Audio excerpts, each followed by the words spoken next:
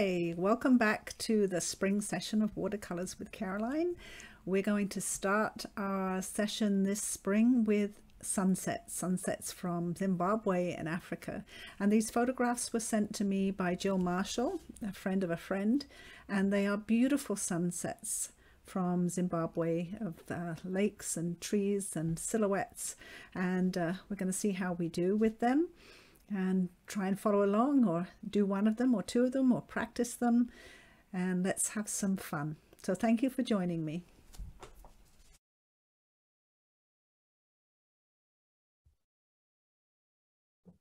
All right, so as I was saying, I did this a few times. There was this one that didn't work out. There was this one that I did with black paint to sort of just illustrate the difference between using black paint and using a mixed black, just that there's more vibrancy in the darks if you mix your own black, whereas a black paint can be fairly flat, even though this is a good quality black paint. Also, if people don't have these little stickers for the sun, I just wanted to show another method. If you don't have the stickers, if you have a little Q-tip and you wet the Q-tip, you need a Q-tip and a Kleenex or something round like a Q-tip. And if you twirl it sort of on the paint, or just dab it, and then I'm going to zoom in just a little bit. You put it on the paint and then dab it with your Kleenex. If your paint you've used is not too staining, you can get a sort of a sun look coming through the sunset, which is very similar to using the little stickers.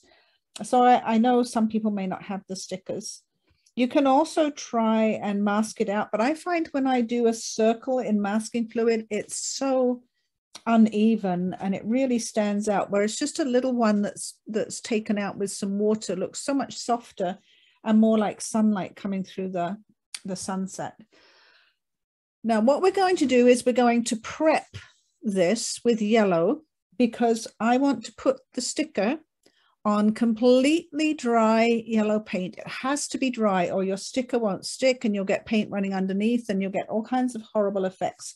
So what we're going to do, if you've got a good piece of paper, or if you're doing it on your practice, that's okay.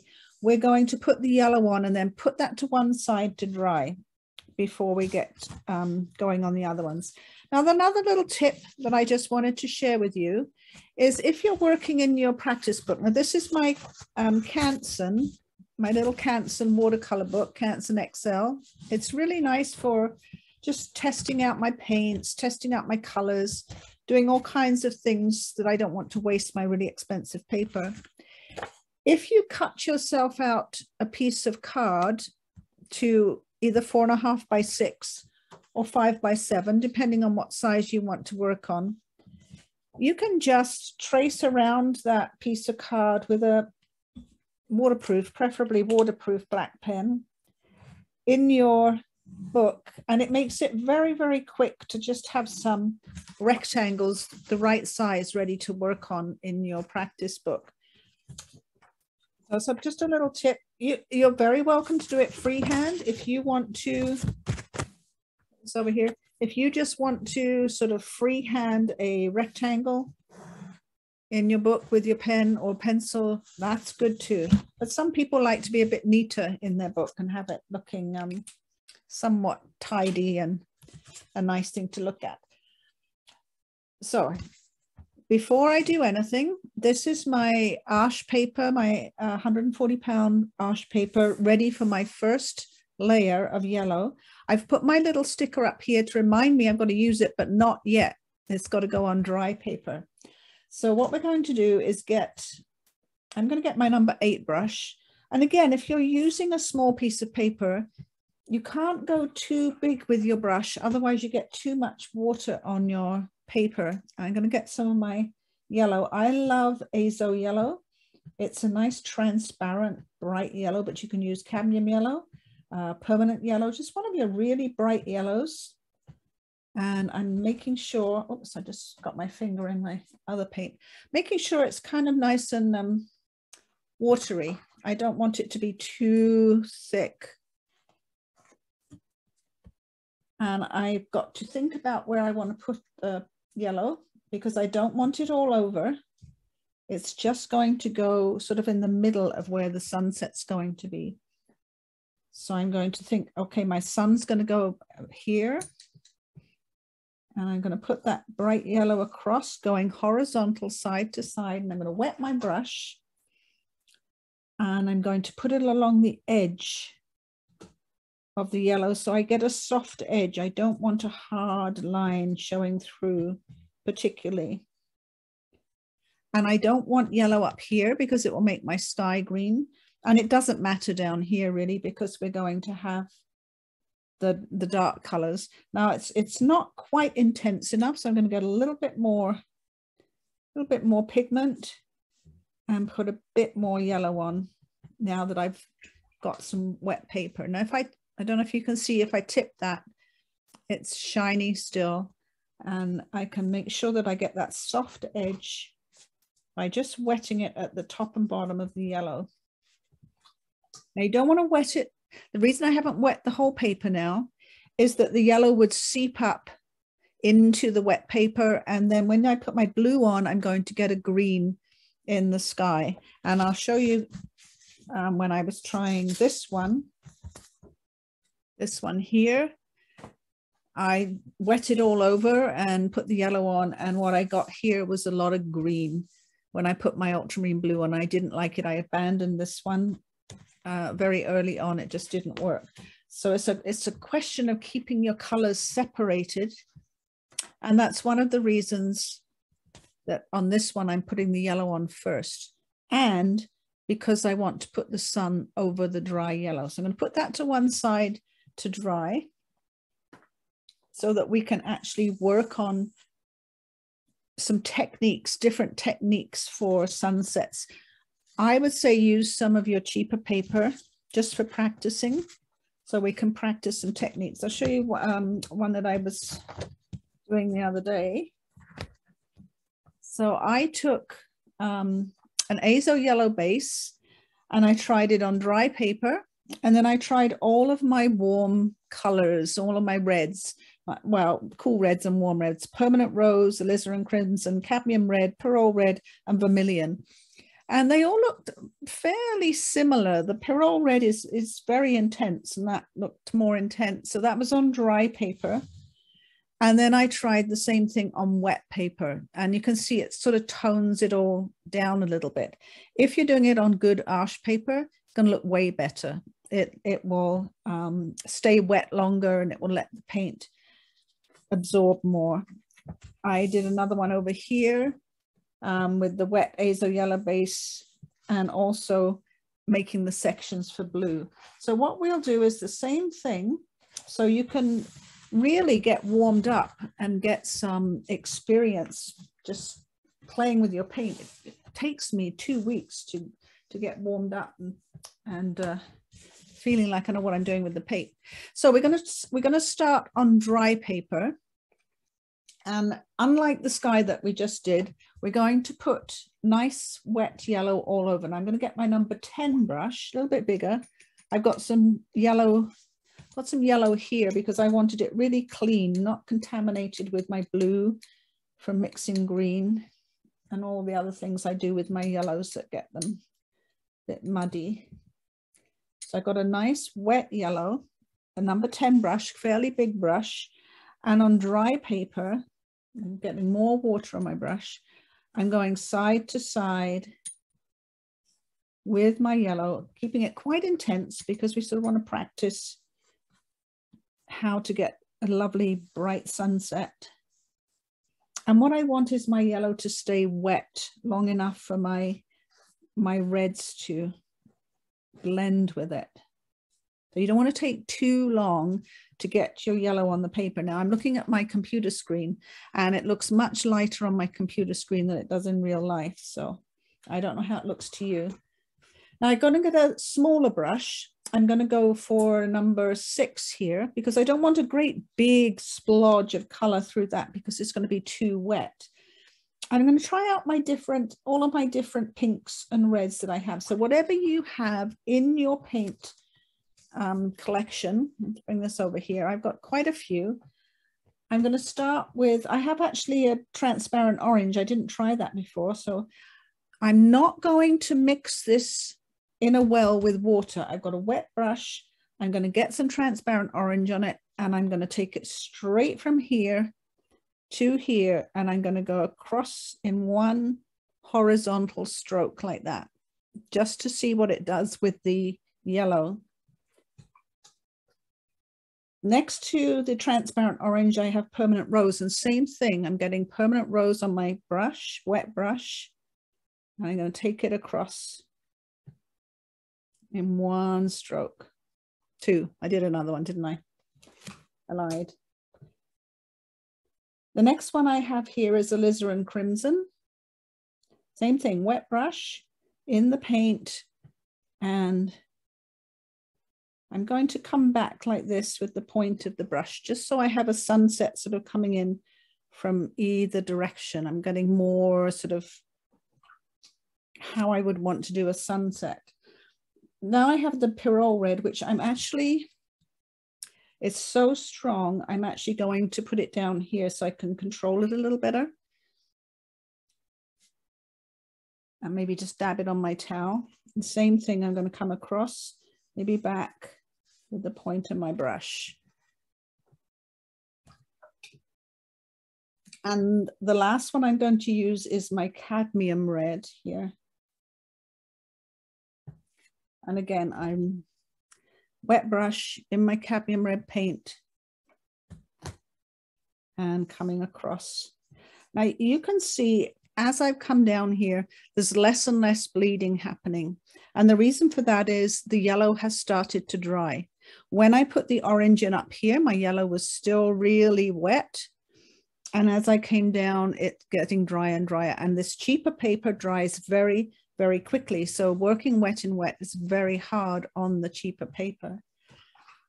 So sometimes if you don't want your sunset to be a huge mess, you do want to wait a minute or two so that your first wash has time to dry just a little bit. If it dries too much, you're not going to get any of this happening beautifully. So you have to be very aware of how dry your wash is.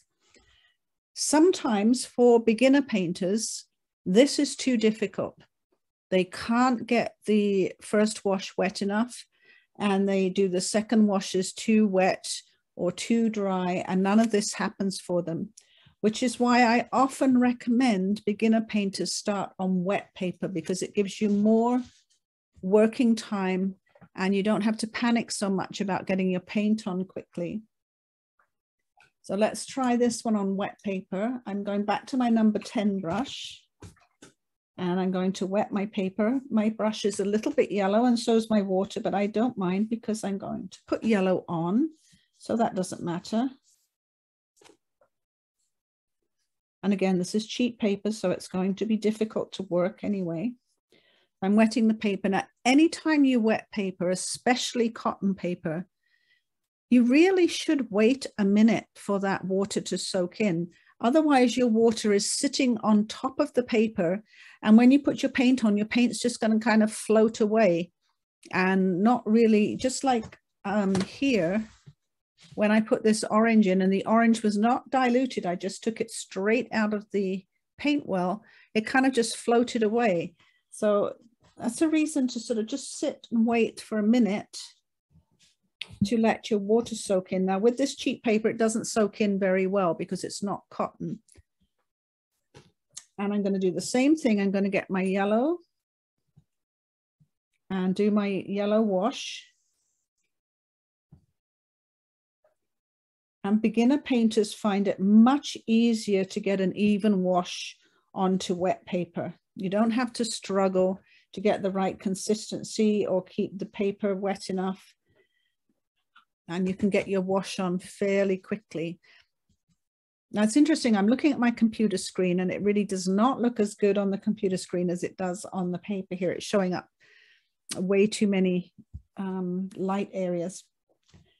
And we're going to try the same thing. Now the reason The reason you don't mix your red colors with too much water is if you are putting paint on paint, wet in wet, you can't put wetter paint into wet paint. It has to be less wet, or you get all kinds of mess happening that you probably don't want. So you get a smaller brush, and just, let's get over here, just get some paint on your brush. You don't need to mix it in the well like this. And I've gone back to the same thing, the transparent orange, and I'm going to put that across. Now this transparent orange, I notice, really likes to swoosh into the paint, much more so than some of the other colors. It's a core paint, and they have Aquasol as their paint fluid maker. I can't think what the thing is where it's called, where you make your paint move around. Most of the other paints use Oxgall, and that makes your paint flow. Some of them don't use anything, and the paint doesn't flow as well. So the Aquasol in the core colors and this particular pigment's really making this flow. So now I'm going to Permanent Rose, probably one of my favorite ones. And I'm going to be a little bit more like I'm doing a sunset now. I'm going to sort of use the point of my brush and have some little clouds coming back. You can practice more control. Coming from the side in lifting your brush so you get some little tiny clouds. I'm going to try that with alizarin. Wash my brush, get a little bit of alizarin on it. Again, I'm not making a puddle. I have a wet brush, and same thing, I'm going to gently come in from both sides and make some sort of clouds across the sky. The Pyrrole Red, super strong, so I am going to make a little pile here so I can control it better. It's a beautiful, beautiful red.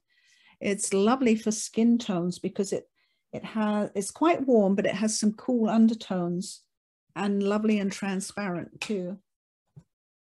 And the last one is Cadmium Red. Same thing, I'm going to use it like I was really doing a sunset with some little streaks. Now I've gone all the way through, my paint's still wet enough to have that bleeding that makes it look like clouds. And it probably looks better than the first one that was maybe a bit too wet, and this paper is not helpful. Plus, I think I just calmed down a little bit the second one and took my time a little bit more. Caroline, can I ask you, if you don't have Pyrrole Red, what it's close to, what other color would be similar? There's not many things. Well, I mean, they're all reds. Yeah. I'm just going through the reds in my paint box, and is it a blue red or? You know, it's right in between. I bought it as a warm red. I bought it to see if it would replace cadmium red, because I don't want to, when I replace my cadmium red, I don't really want to go with the cadmiums. But when I bought it and tried it out, I found it was just a little bit too cool to be the same as the cadmium red. It's not quite as orange. And you know what? I was just painting some portraits, and I still can't find anything to replace cadmium red. It just is. It's a stunning color. Trying to think what else. I don't have a paint chart here. I'd have to look at a paint chart, but there are quite a lot of reds, and I'll have another look. Thank you. Just a pretty one. This one I was trying out. Really, all I want you to do is look through your pinks and oranges and reds and see which ones you like over the top of the yellow for your sunset, or whether you want to use a combination. The key is don't go back over it with more paint, and don't go back over it with more water. That stroke you know, even if I went back for another stroke, I didn't go over the first stroke. I went under it or beside it. And you can't, if you put your stroke on and it doesn't bleed with your yellow, you can't go back with water or wet yellow.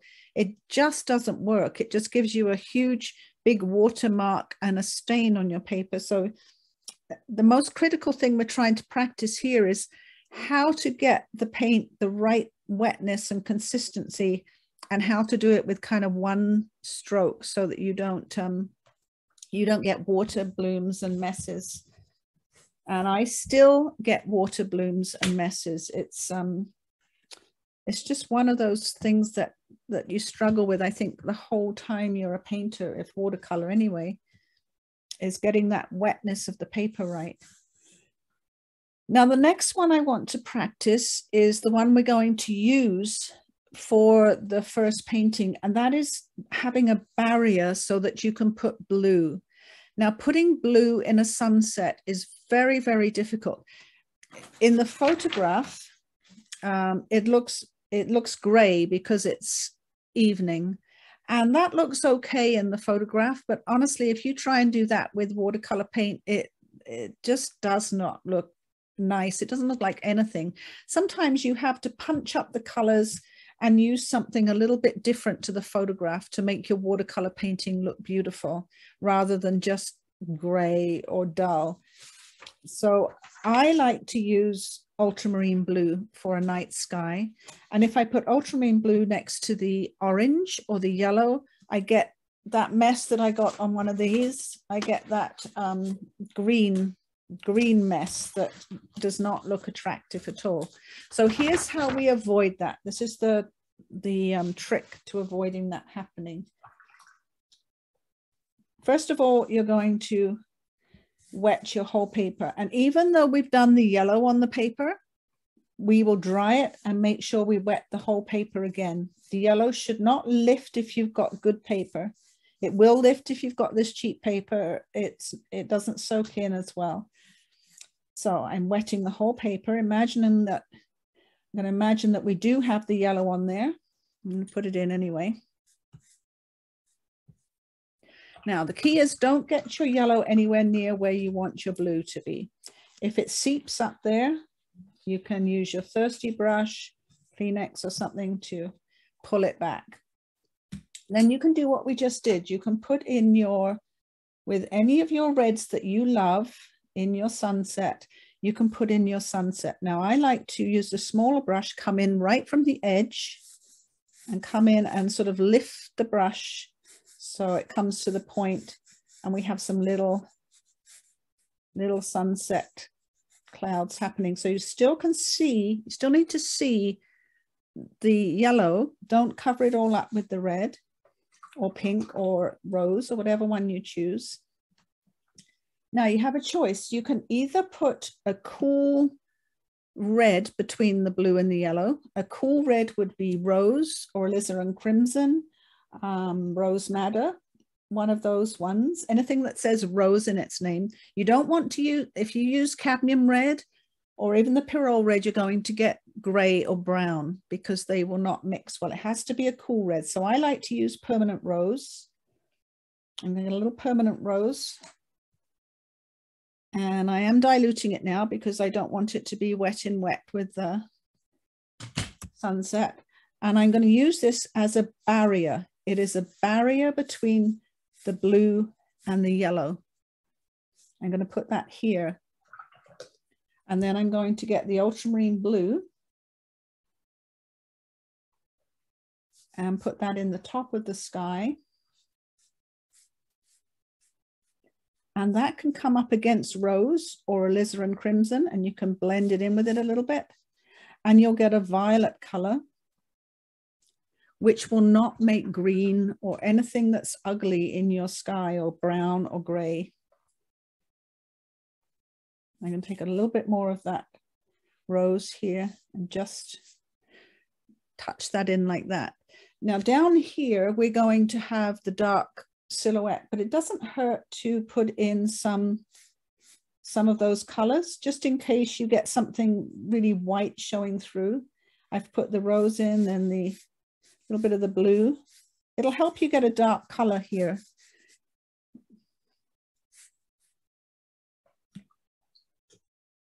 But this is what you want to make sure that you don't have blue up against orange or yellow here. You want to buffer it with some rose, or you can buffer it with some violet. Now I'm going to take my permanent rose, make a little clean pot here. Take my permanent rose. You can't see, let's move that around. And some cobalt blue. Cobalt, because it's gentle, you can wipe it off if it doesn't work. So I'm going to mix a violet with the permanent rose and the cobalt blue.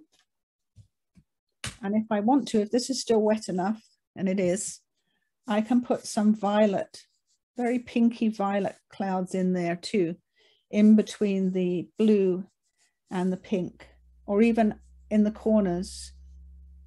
If you have something in your corners that's darker or bolder, kind of focuses the eye into your painting more, stops the eye going out the sides. It's just a beautiful trick. And also for when we do the silhouette one, if you wanted, if it's still wet and you want to put some of that violet down where your silhouette foliage will be, you can, because all of those beautiful colors you have underneath should show through your silhouette colors. You'll see through them when you put them on there, and it will give you some lovely colors rather than just black or dark. So that's a sort of practice for how we're going to do the first sunset. And all of that is allowed. I'm hoping the yellow to dry enough that I'm going to mute my microphone, and I'm going to dry that with my hairdryer. And I think I will also just pause the record. Okay, there we go. So this is dry. I've dried it with the hairdryer. I've put the sun a little bit higher than on the photograph. This was a photograph from Anne's friend Gill when she was in Zimbabwe.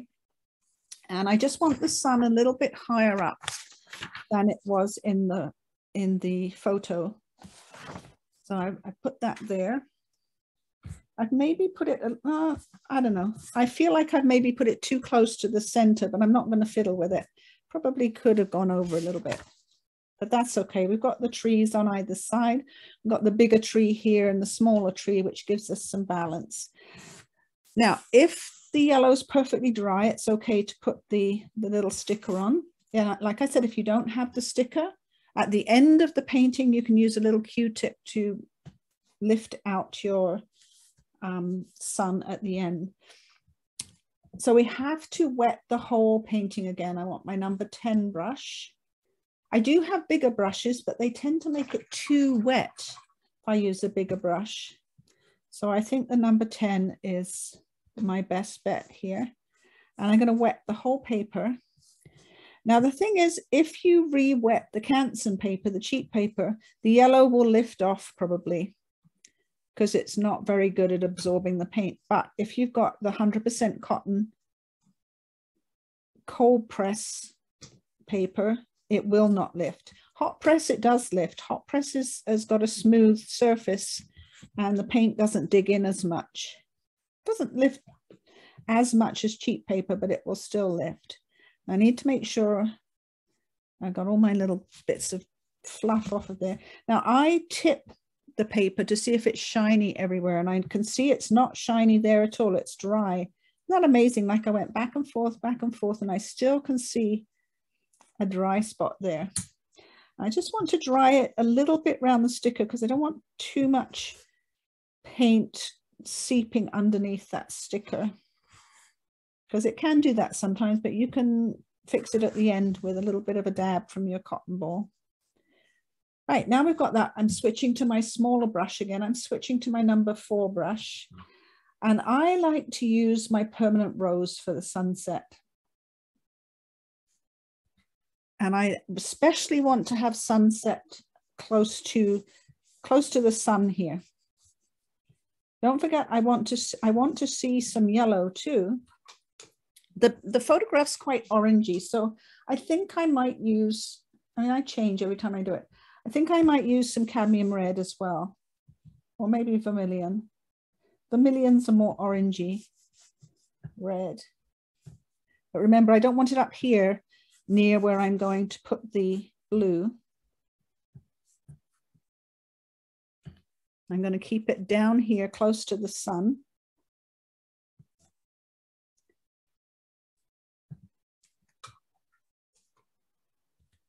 I'm going to go for my number, let's see, my number 8 brush.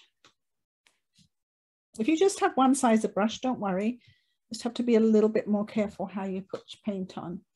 Again, with the permanent rose, I'm going to make my barrier. This is my barrier to the blue. Works way better on the cotton paper than on the other paper. I have so much more working time. Like I've got time to really just take my time and let the colors kind of flow. I mixed that purple. Remember, I mixed permanent rose with cobalt blue. I want to put a little bit of that in my barrier layer. I'm using, you can use any violet. You can use dioxazine violet. You can use phthalo blue with permanent rose or phthalo blue with magenta. Some of those will stain. So you have to be aware that if you're using staining violets, they're going to be difficult to lift off if you wanted to lift them off. I'm also going to put some of this violet down here where I'm going to have the dark colors for the silhouette. And very lastly, my ultramarine blue. And I don't want it too watery. If I have it too watery, it's going to make big watermarks. And I want that to flow into that violet area level. Remember, your blue and your pink is always going to make violet. It's not going to make a gray or a brown or something that's unpleasant.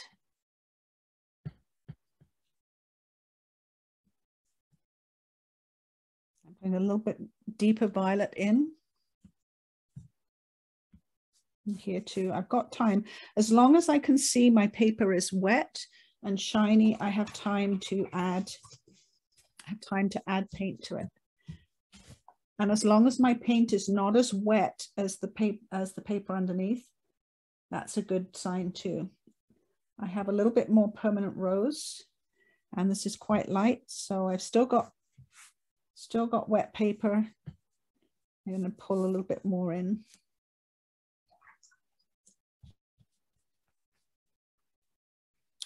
And this is going to do all kinds of blending all by itself that I need to just leave it alone and let it have its own way.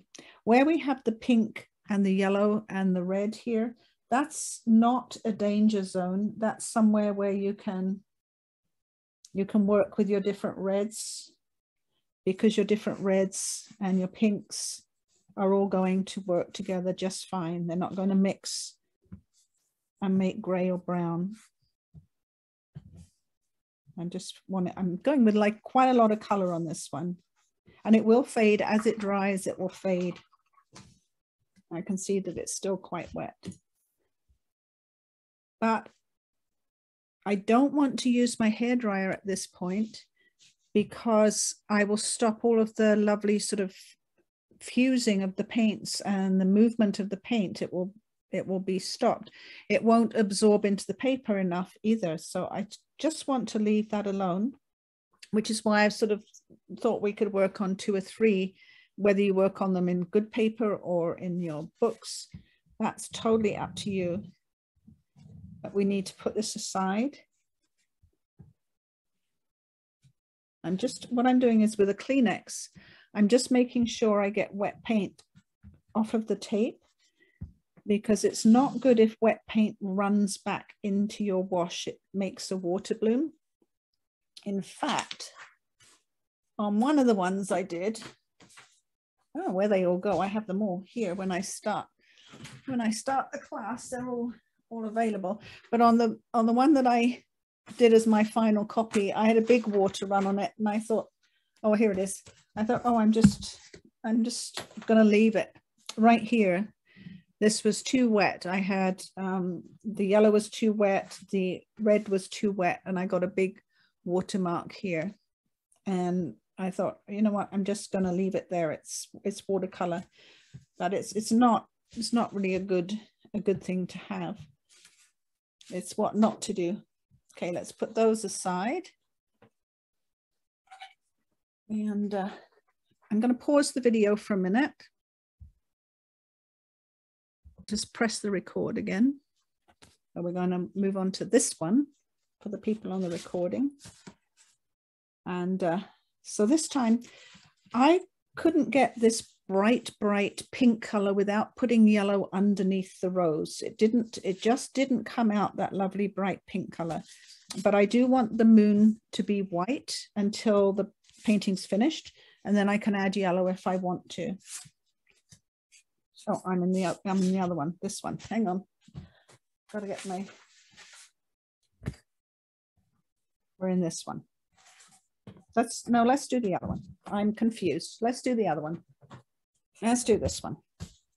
I think this is a better one to go to next. I think it's easier and a better transition from what we were just doing. So we're going to do a similar technique to the one that we just did, keeping the middle free from yellow because we're going to put purple and blue in here. And I put yellow first here and here because the pink just didn't seem to glow and vibrate unless I had yellow underneath the pink. It was quite a difficult combination to get the glowing sort of pink and the purple. And you don't have to do the colors that I do. You can choose to do slightly different colors if you want to. I'm just looking for my, oh, here it is. So there's the photograph of the sunset.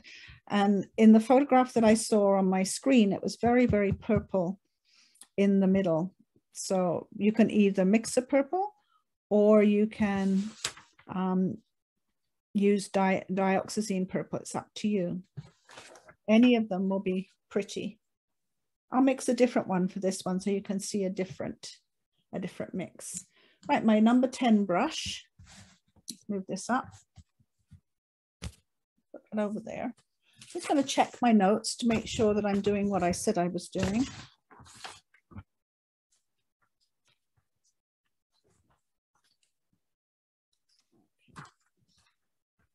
So I've got my horizon line and wet the whole paper and a bit of yellow at the top and bottom and permanent rose and then violet in the center. Okay, that's what I thought. So again, I'm going to wet the whole paper just because it makes it so much easier to paint. You don't have to struggle getting your paint to mix or your paint to go on. And you get nice blending happening. Again, I'm going to lift it. I can find my dry spots. You don't want it too wet. You definitely don't want the water dripping off of there, but you need it wet enough that your paint is going to flow nicely. And sometimes you might want to just make sure you get those drips of paint lifted up. Now I'm going to switch to my number 8 brush for the yellow. And this time, just yellow at the top and the bottom of the paper. I'm going into my clean yellow there. Now the horizon line here is between the water and the land, so we want a reflection. Push that up a little bit there, can I? No. I'll check what I'm doing.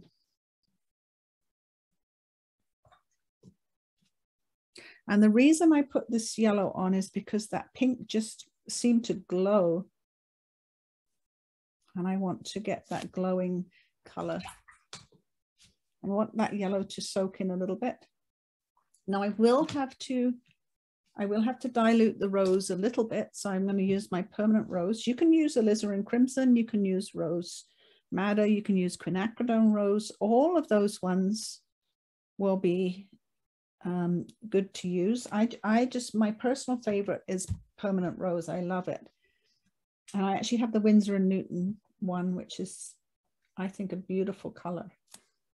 I want to let the yellow soak in a little bit so it's not too wet. So I get the rose going over the top of it well. And this time, last time, we needed to have a lot of the yellow showing. This time, not. This time it's just underneath to make the rose glow. And we want to come down below the yellow because otherwise the purple is not going to work really well. Same here. And don't make your rose too wet. Otherwise you're going to get some really big water blooms happening. Your rose doesn't have to be really wet because it's going to go on wet paint and wet paper, and it should just glide on.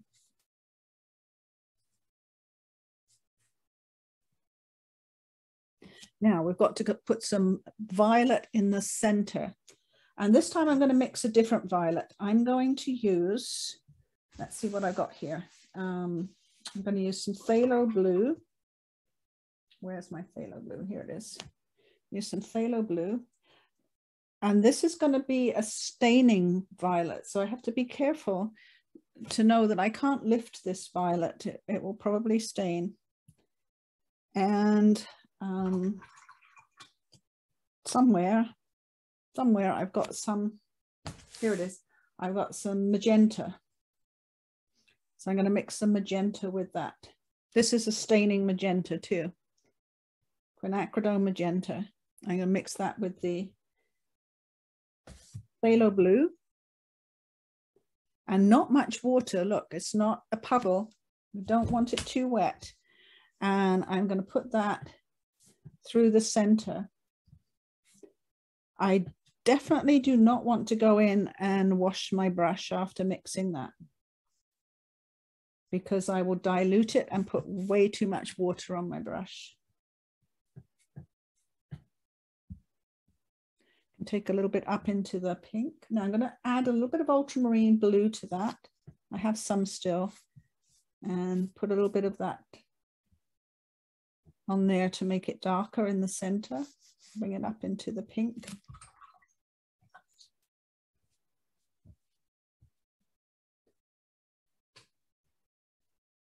And another violet I have on my palette that's a beautiful one is Dioxazine Violet. Again, a staining color. I'm going to get some of that. Beautiful, beautiful, intense violet. And put a little bit of that through the center.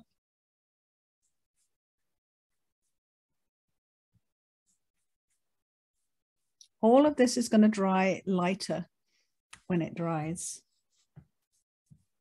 It's just getting to the point where this paint's drying and it's not going to accept much more in the way of paint. So I have to leave it alone now and put it aside to let it do its thing.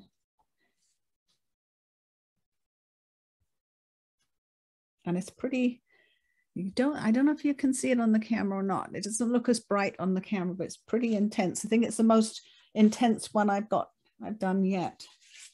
What you can do when that layer is dry is I came back with a bit more violet over the dry layer to intensify the, and here too, to intensify the reflections, because they do, it's incredible how much lighter that they dry.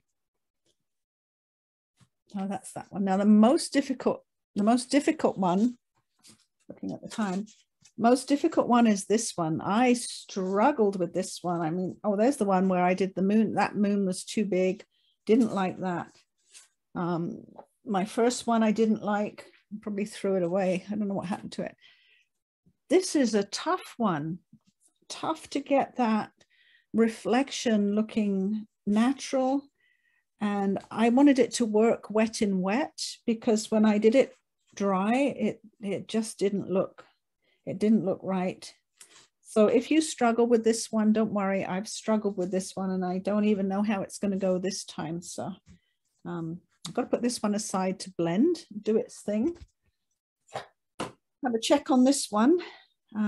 This one's drying, but it's not quite dry yet. We'll probably have to go to the hairdryer in a moment. What I do like is the ultramarine blue up here is granulating. That's a really lovely quality of that. I've been through quite a few ultramarine blues lately. I used to use Winsor & Newton, which I love. And then I switched to Daniel Smith, which I don't like. I find it a bit too thick and grainy, and it's probably supposed to be, I don't know. And then I went down to get some more ultramarine blue the other day, and I was going to get Winsor & Newton again because I love it. But then I looked at the price and I thought, I don't know, that's a lot of money for a little tube of paint. So I decided to try M. Graham because their paints, you get a big tube, and I think they're about $16, but I think the Winsor & Newton was a 1 milliliter smaller tube, and I think it was like $26 for the ultramarine blue. And I think it's the first time I've tried the M. Graham one, and I really like it. This is a bit of a mess here. Here, let's have a show and tell. So this is, here it is. Here, it's a really beautiful, clear, strong ultramarine blue. It mixes nicely.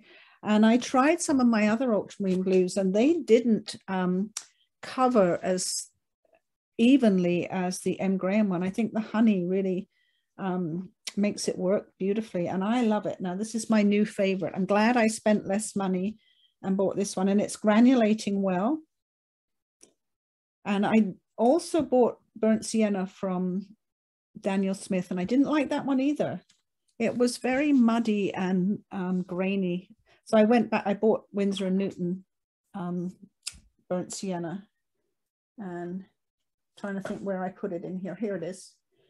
Again, I love, it's so different to some of the other brands of Burnt Sienna.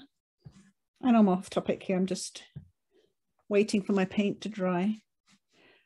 But the Winsor & Newton Burnt Sienna is just such a gorgeous color. It's so clear, and it's got that lovely orangey look to it. And I couldn't not get that one. I've tried a few other Burnt Siennas. They just don't even come close to that one. So that was my little paint journey this week. So you can't really stick to just one brand. You have to find the ones that work for you. Mix those two together. See, my favorite mix in the whole world is Burnt Sienna with ultramarine blue to make a brown or a gray. It's lovely. Look at that. Gorgeous. Does what I expect it to do. Right. Okay, third one, difficult one. You may not find it difficult, but I did. So let's get my paper. I meant to start out, not everybody's here for the Zoom, but there will be people watching the recording, and I think we have a few first timers watching the recording too. So what I actually meant to do when I started was show them how to tape down the paper without making too many marks on it. There's my ruler, here it is. So what I do if I'm taping down the paper, for those that are new, is I make a little 1/4 inch line at the top there, and a little 1/4 inch line here and here and here, very lightly, because I want to erase them later. And then I find my masking tape. Excuse me when I reach. And do those two edges. My goal is to have hardly any pencil lines on the paper that are going to show. So now I'm going to do my pencil lines on the masking tape. That means I won't have many pencil lines that show that way. Because it can look very distracting when you finish your painting and you've got some little dots on the edge where you probably would like to have a nice clean edge. I do my other little marks on the masking tape, about 1/4 inch for this size paper. And this side. And for people that are new and wondering why I tape the paper down, it's because the paper expands when it gets wet, especially if it's 100% cotton. And then when it dries, if it's not taped in place, it dries all wobbly. And it's very difficult to get it flat after that. There are ways to get it flat, but it's difficult. If you keep it taped down like this, when it dries, you'll have a nice flat painting when you're finished. If you dry it with a hairdryer, there's a possibility it will buckle because the glue on the masking tape melts under the hot hairdryer, and it lifts up before it's dry. Or you shrink this too quickly and it shrinks away from the tape too quickly, which also makes it buckle up in the center. But usually if you just give it a bit of a twist like that, you can flatten it out.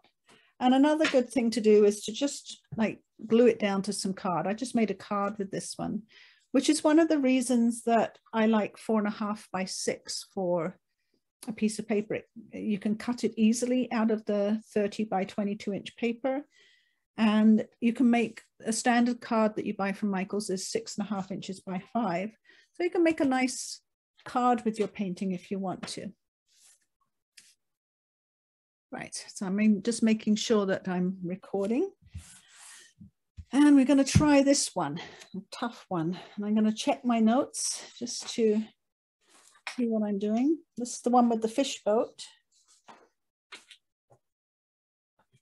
Where they're fishing at night, the sunset.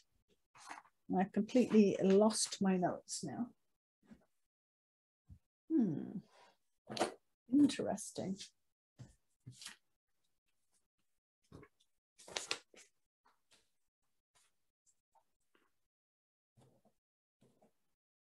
Well, we'll go ahead without them. I don't even know where they went.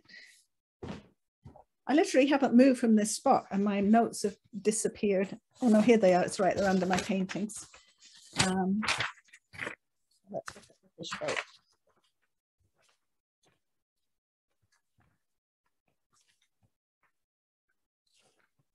Fishing boat at sunset. So we've got the drawing in, I've got the horizon line, the very low hills, the fishing boat, and we're going to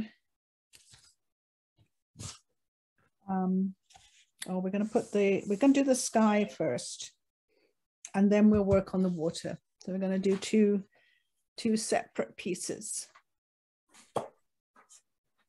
So similar method. Now I'm going to pause for a minute. Resume.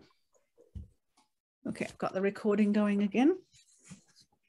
So I'm going to start with the sky, very similar to the previous sky that we did, putting on the yellow and the rose and then a little bit of the violet. I put the sun on the dry paper. It will be white and you can fill it in with yellow afterwards if you want to, but we're going to put that on first. And because we only have a little bit of sky here, you can do it on dry paper if you want to. It's what you feel most comfortable working on at this point. I think I might do mine on dry paper, but if you find it much easier to work on wet paper, then wet your paper first. Beginners often find it helpful to work on wet paper because it's hard to make the paint the right consistency. Again, I'm using my Azo Yellow, and then I'm going to come in with my rose. I'm going to come down to the horizon line with the rose, because when I put my mountains in, I want to have transparent mountains that sort of see the color through them. I'm going to get a little bit of that violet that I mixed. I'm going to put some of that violet in here too.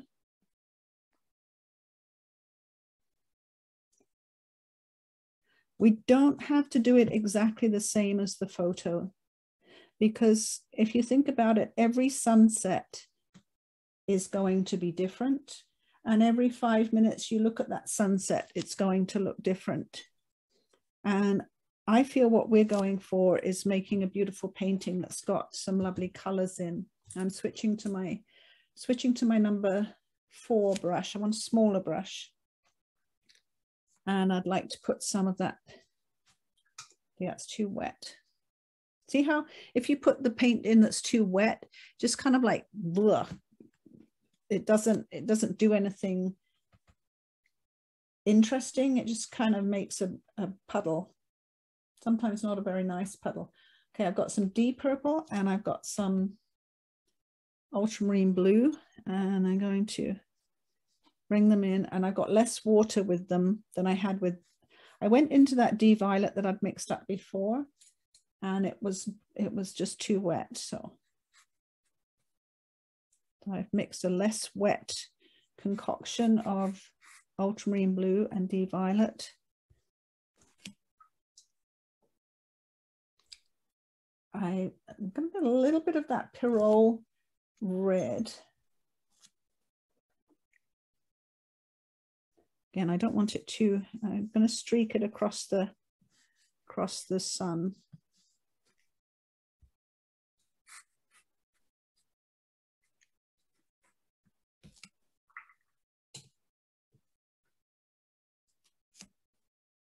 And that's it. That is enough for now. Doing this wet in wet for the ocean is quite tricky. So I just want to, nice. it's you have to kind of work on it fairly quickly, or the pink and the yellow in the ocean dry too fast, and then you get dry lines going up against dry lines, which is not always very attractive. You can, like the first thing I tried putting on the pink first and letting it dry. But then when I came back with the blue over the top, it looked way too artificial. It just didn't look very, painterly. Oh, I done a boo-boo here. Let's get some paint and try fixing that up. I put my paper on my painting. What I will have here now is a big mess. That's okay. Send it to someone as a birthday card and stick happy birthday there.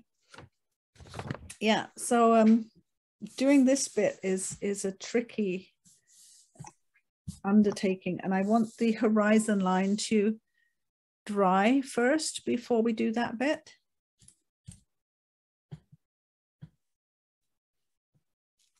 And what we can do, what I'm going to do, is maybe pause and dry my other two while I'm just waiting for that horizon line to dry. Look what's happening where it, see, if you go back into drying paint with wet paint where I made that splodge, you get a very unpleasant thing happening. Now I can really work with that and try and fix it. Because this is just a demo, I'm not too fussed with it. I can get some pink paint and I can try and blend that in a little bit more violet.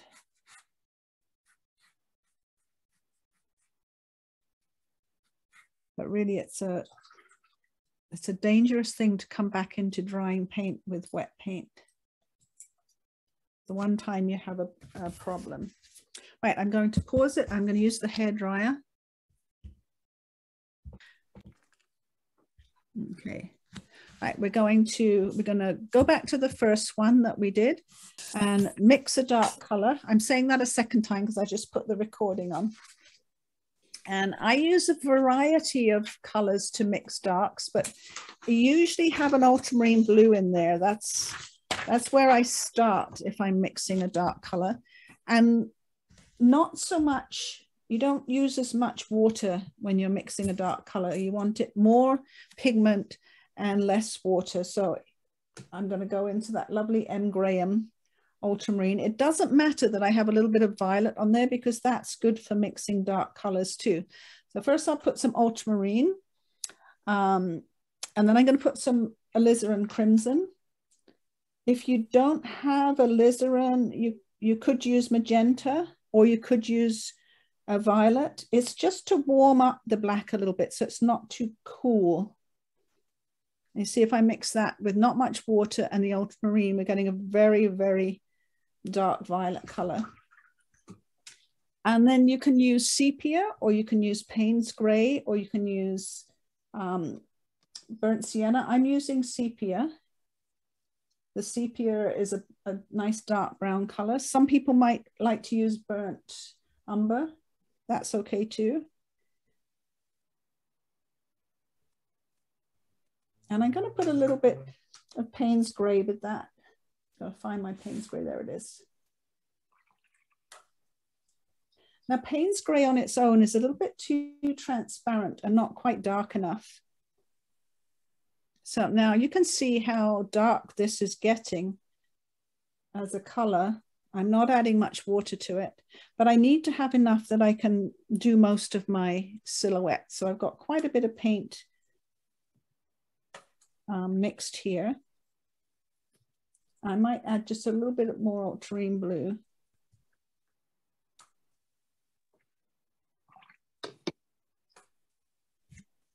Oh, look, I've splashed a nice big splash of paint on my painting. I never do these things when I'm painting usually, but I'm trying to paint everything underneath the camera. So it's a little bit of a challenge to. Now, most of the colors I used to make that black are liftable. So look, I put some clean water on there and a Kleenex, and that is completely gone. It's one of the reasons I like using the colors that I use, is because I want to be able to lift paint. I want to be able to take it off afterwards if I don't like it. And if you use the staining colors, you can't do that. You get stains on your paper and you can't lift. So it's always useful to know why you're using the colors that you're using. So let's see, I'm going to go for my number 8 brush to start with. And I'm going to put in this silhouette brush at the bottom. It was very poorly defined in the photograph. You couldn't really see too much what it was. It's obviously at night. And I think actually lots of the tree trunks came down here, but it doesn't matter. We don't have to have a photographic representation. So I'm going to get my number 8 brush and probably start over on the left because I'm right-handed and it's less messy that way if I make a mess. And I want to be random with my brush. Can you see I'm not doing this? Well, I am now, but I don't want to do that. I want to dance. What I feel it's like dancing with my brush, where I put the paint on, because I want this edge to be sort of like brush and trees and everything ill-defined. What I also like to do is, if I'm using ultramarine blue in this mix, I just went and got some ultramarine blue on my brush. I'm just going to go in with some dirty ultramarine blue here. So it's not all one color. I'm seeing some blue here instead of the sort of dark color I've mixed. Now some of these are going to be, I'm going to get my thin brush. This is my very thin 2/0 rigger. And some of these are going to be trees and things. So what you can do while you're doing this is you can pull up some of the, and this is still wet, pull up some of the tree trunks and the grasses and so forth. You're going to do more tree trunks later, but if you're not sure how this edge is going to be of what you're doing, you can stop. As long as your paint's fairly wet. I'm going to go back and get a bit more just ultramarine on my brush. I want to change it up a little bit. And just here, I'm going to put some quite intense dark ultramarine. Again, dancing with my brush. It's not, when I'm doing the sky, nice and smooth. This time, a little bit different. Tree here, grass.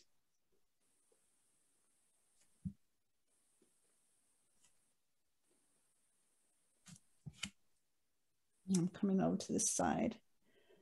Again, if you want it to be a little bit more brown, I'm going to get some sepia on my brush, and coming over here, instead of the sort of gray color over here, put some sepia. I'm going to go back into the ultramarine, and right next to that sepia, put some ultramarine. And the colors blending together, wet in wet, will give a less flat look than if you just use black. That's what I love about mixing your own colors. Now there's some quite bushy sort of things happening here. And what I usually have beside me is the picture, so I can actually look and see what I'm doing. I'm going into my little number 2 brush because I want to have smaller brush strokes, and there's some sort of leaves here. And the photograph is so dark that I can't really see what a lot of these things are. I'm just kind of making the marks that I see on the photograph, so that hopefully the person looking at the picture will figure something out from the marks that look similar to the photograph. It doesn't have to be exact. We're not looking for exact representation here. Now this side is a little bit higher than the other side with brush. I'm taking it up just a little bit. Just so that I don't want it the same all the way across. It's not the same all the way across in the photograph. It's a little bit more bush and brush here. So just taking it up a little bit that side. Not too much. You don't want to overdo it.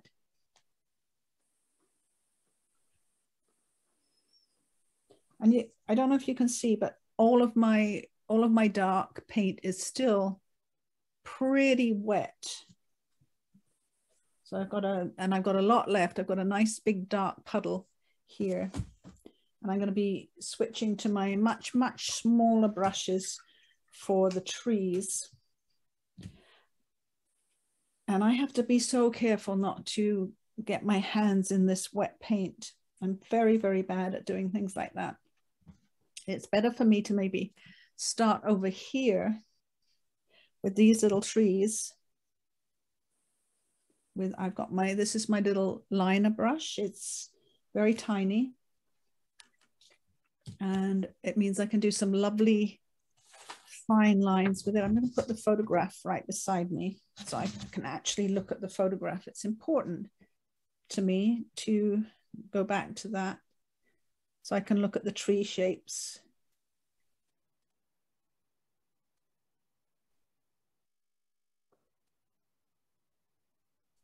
What I tend to do is look at the overall shape of the tree. Let's move this out of the way because, you know, I'm really bad at making a mess.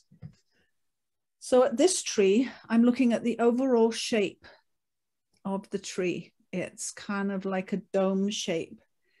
And what I'm doing first is coming up these trunk areas and putting in what I see as the main tree trunks here coming out. So I'm putting in these parts. And then I'm going to show you a dry brush technique to put in the canopy of the tree. And when you're doing trees, it's very helpful to use a thin brush or a pen and just do Ys. Like this is what I see, or a V. I always think of them as Ys.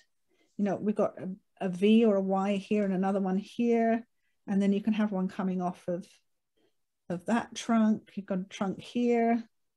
And again, you've got a Y coming off of this one and off of this one. And before you know it, if you keep adding to those Ys with smaller and smaller brush strokes, you're going to have something that looks like the trunk of a tree. Now, of course, with our type of painting, watercolor painting that we're doing, this is very sort of impressionistic. We are not going to do every branch on the top of that tree. what I like to do is a dry brush technique where I get, let's see what size brush, number 6 here. I'm going to get some sepia paint or sepia with burnt sienna, just a browny color. So let's bring it over here so you can see it. So I've got some sepia and some burnt sienna on my number 6 brush. And I've got a towel and I'm going to dab a lot of that paint off. And I want a piece of scrap paper as well. And I'm going to dab it on the scrap paper to see how dry it is.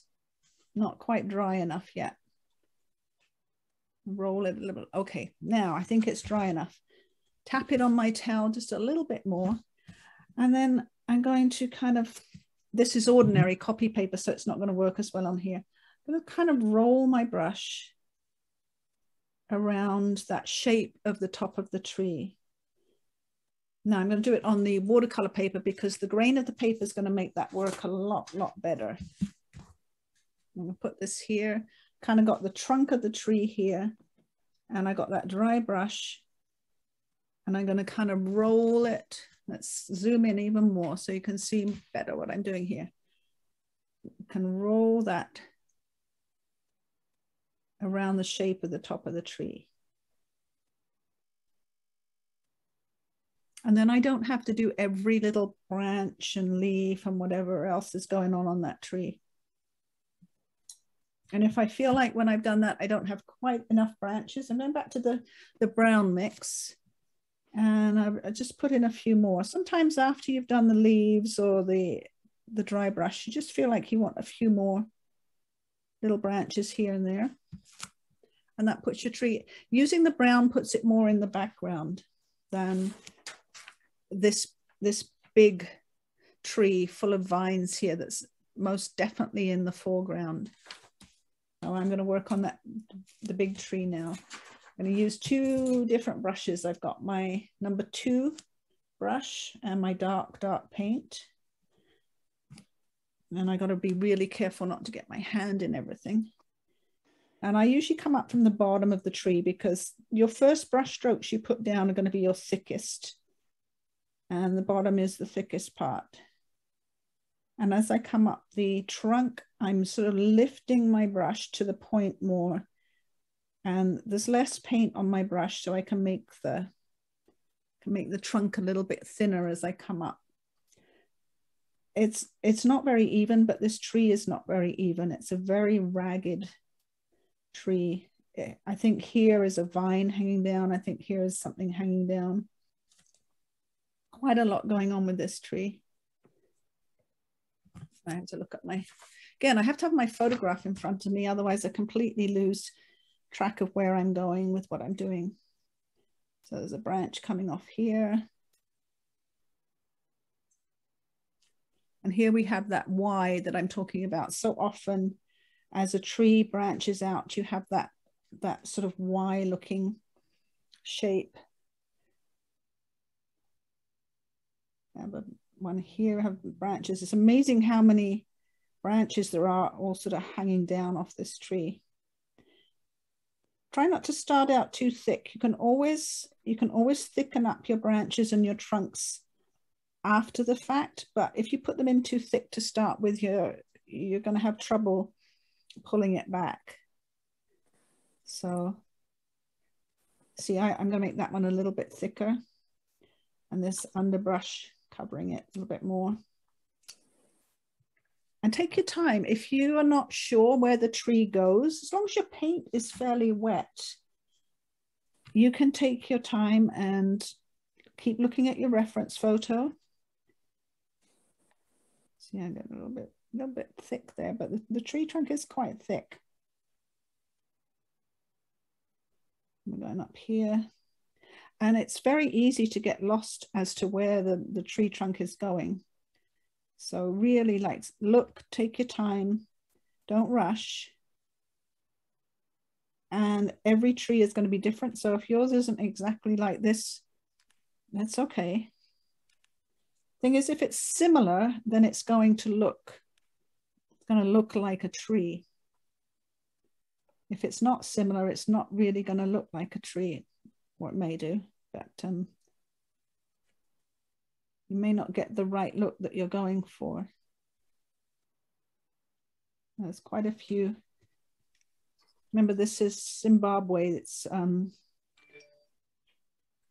I don't know what kind of tree it is, but it looks like it has those vines hanging down from it that you get in African trees. I've never been there, so I don't know.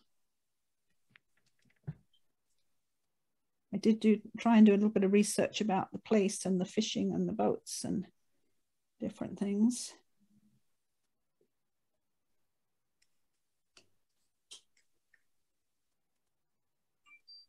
As I get closer to the top of the tree, I might want to switch to my other brush. I just want to get this last sort of big branch in here.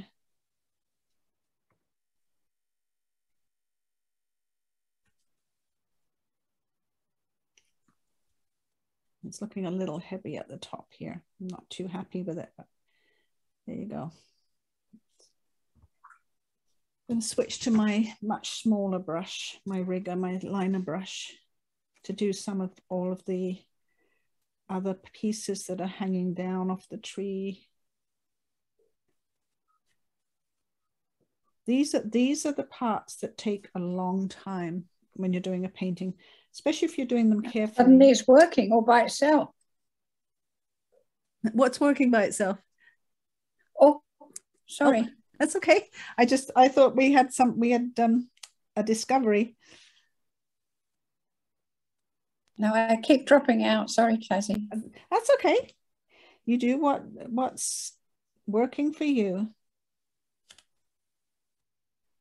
But this sort of this part of the painting is very time consuming, and we may not get this whole part finished today. This might be something you spend another hour or two working on, because you sort of have to really take your time and find your way through all these branches. And there's a lot.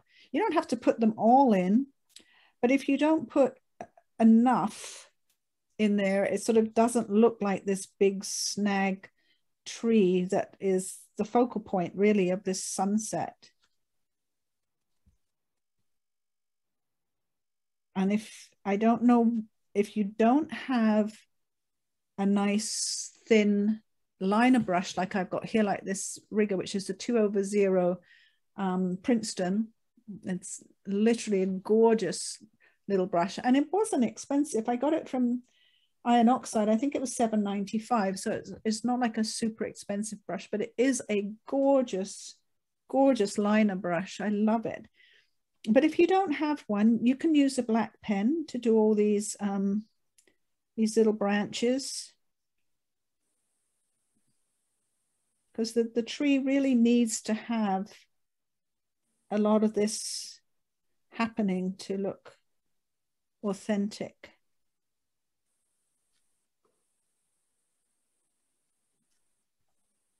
Especially all this kind of like droopy, hangy stuff. There's lots here hanging down. And you don't have to make it exactly like this one. You can sort of see how it goes and then start to create some for yourself.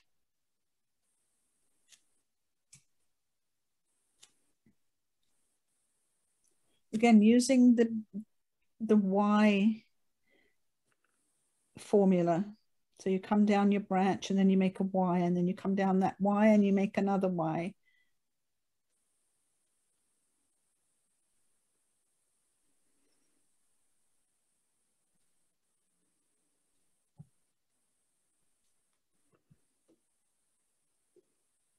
And I won't do all of them. I will come back. I'll come back to this later and put in a little bit more to the branches, but that's sort of enough that you can kind of see. I'll zoom out a little bit more so we can go to the next part, how that works. Now, I have moved. It's another thing. When you're working from a photograph, you don't have to put everything where it is in the photograph. I wanted a bigger space between these trees for my sunset, and I didn't want these trees over here. So I moved these trees over to give me a much bigger space for the sunset. You're allowed to do that when you're painting a picture. You can move things around, put things in a different place. And also I put the sun a little bit higher up. And I haven't done a lot of these other trees in the background. When you're doing a painting this small, it's way too fiddly. If you're doing a big painting, yes, you can put a lot of that detail in, and you would need to on a bigger painting. You've got to fill a bigger space, but you don't have to on something smaller like this. There's a move, and what I'm doing now is these trees here. So I'm moving them over and putting them over here. And I'm using my script liner for this because it's much easier. It's also a good idea to kind of wiggle your brush a little bit. You don't need to go straight. Kind of nice to have some movement to your branches where you sort of wiggle your brush around and make the branches and the trunk dance a little bit. Now I may not have the bottoms of these trunks quite thick enough, but I will come back in a moment and thicken them up a little bit with my other brush. And again, there's an awful lot happening at the top of this tree. What I want to get in is the main big dark branches, the thicker ones. And I'm going to come back with my number 2 brush and just strengthen the trunks at the bottom here. Make them a little bit thicker. There's going to be a tree here as well. And I can use my script liner to put in a bit more sort of grass. There are some trees in the distance here. I'll just put their trunks in, and I'll use my dry brush in a moment to put a little bit of dry brush at the top of them.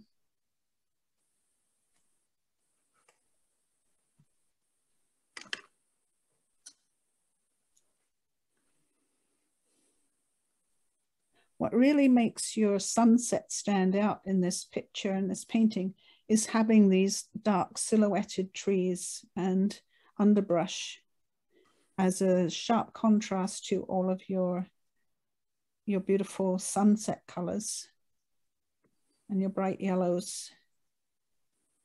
Now there's a lot of brush over at the side here, and I'm only going to put a little bit of that in.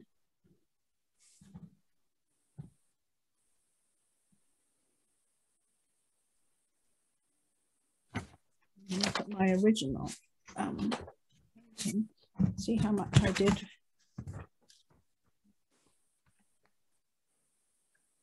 I know I spent quite a long time on these branches.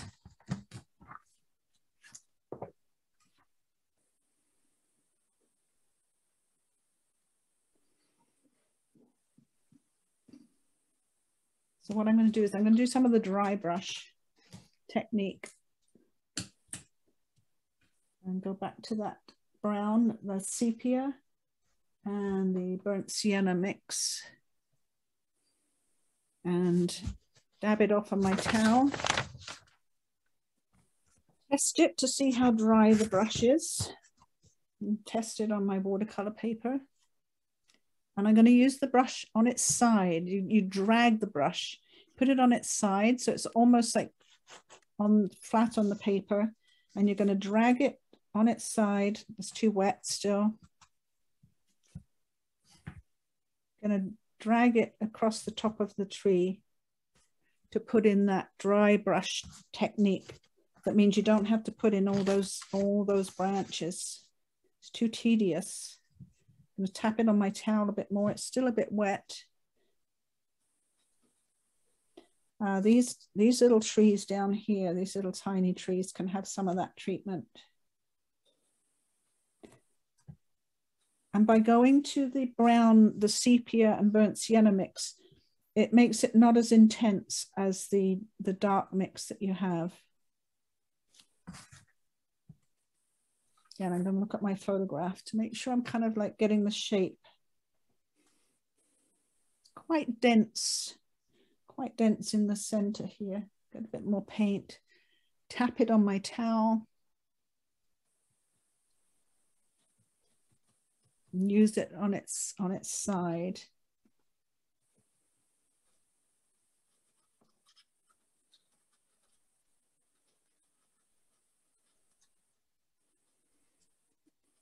There's a few little trees down here.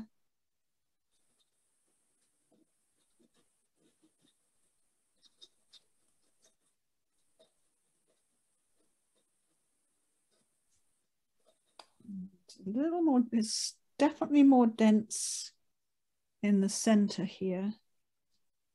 So I've gone back with the slightly that darker color, still dry brush. I'm tapping it on my towel to make sure it's still dry brush, and a little bit more color here. See, if you start light, you can always build up, but if you start too dark, you have to then wash off, which can get very messy. So now I've put that dry brush in. I'm going back with my script liner and maybe just putting a little bit more. And I'm rolling my script liner in the paint, and then I'm rolling it on my towel. That gets a nice point on it and takes some of the paint off, so that you're not going in with paint that's too thick, too dark. And I'm putting in some of those branches just very, very lightly with my script liner.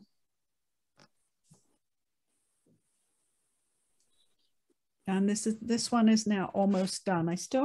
I would still like to put in a little bit more on this tree. I think there's a lot more on this tree that I can be fiddling with, making a few more dead branches and vines, definitely more in the photograph. And again, this is a great technique for getting the right amount of paint. So first of all, I've got my script liner, and I'm going to roll it in this paint. That keeps a lovely point on your brush while making sure it's loaded. It doesn't destroy such a delicate brush. And then I'm going to roll it on my towel as well to take off some of that paint. You'd say, well, why put it on if you're going to take it off? Well, the thing is, you need to load up your brush with the paint, otherwise you don't have enough on there to do anything. But then you need to take a little bit off, and then you have just the perfect amount for doing very fine, not as defined branches, dead branches, and so forth. It's just the right amount then on your brush, and it keeps your brush in really good shape. The one thing you don't want to do with a little brush like this is you don't want to mix paint with it. You're going to destroy it. You don't want to scrub it in the paint or scrub anything with it. You have to treat this like something very, very, very delicate. So if I'm mixing this paint, I'm going to mix it with a brush, number 8 brush this size. I'll mix my paint first, and then make sure that my brush is wet, because it will take up more paint if it's wet, and then roll your brush in the paint. So that way you fill the entire brush with paint without destroying your lovely, lovely point, and then roll it on your towel. Keep that lovely point on your brush. And it's just such a joy to work with a lovely thin brush when it's a good one like this. And it's very hard to paint with a brush that's not absorbent, that doesn't absorb the paint. If you're really struggling to paint, think about, is your brush really good at holding the paint? Is it absorbent enough? Because I can paint for ages with this little brush. It'll hold so much paint. Where's my piece of paper? I know some of the ones online, they draw a line and they keep drawing a line, and see how long they can keep drawing a line with their brush. And I mean, I just tapped a lot of that paint off. Let's roll it. in paint, so it's really loaded. Move that out of the way.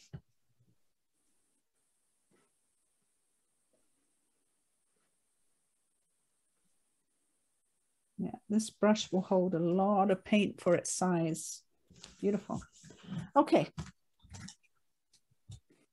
Well, I've pretty much completed this one. How are we for time? 10 minutes. I knew we wouldn't get all 3 completed, but at least we've got our sunsets down, and this would be the same. You'd mix this same dark mix to do your snaggy tree here in the painting, and this one is reflected too, so you can do a very simple. Let me just do the trunk of this tree. So I think, and it's very difficult to see from the photograph, but I think this tree is actually growing in the lake. I think it's in the water, or it's maybe not always a lake. You know how in a lot of countries where it's very hot and dry, it's quite often desert and sandy for a long time, and then the floods will come and you'll have a lake for a couple of months and then it'll disappear. Anyway, I think looking at the photograph, I think the tree is in the lake, and the actual tree, there's a bit of a snag here, stops about here. If you want to make it look like a reflection without much effort, you can sort of do a few little dots like that with the tip of your number 2 brush, and then wiggle like this. Wiggle your brush. And that gives you a very quick reflection without having to fuss too much about how to paint a reflection. I'm looking for the, oh, here it is. Looking for the actual photograph. And if you look at the photograph, you can see that those lines are just wiggly lines in the photograph. So you can do the same with your brush. I like to have the photograph in front of me. You take it and you get it filled with that dark color. And they kind of wiggle out here. A little bit more here. This one comes right out here because I think it's reflecting the branches. And this reflects here. And then of course there's the land goes along here, and there's not very much going on in this picture. There's a few sticks sticking up. And again, you can do some wiggly reflections for them and take that through there. And put the tree on top. And it's the same process that we just went through for doing the branches. You know, start with your maybe number 1 or number 2 brush for the bigger trunk. And then switch to a smaller brush. I like to use my script liner, this one, and do the other branches with this. And this is quite a dramatic tree.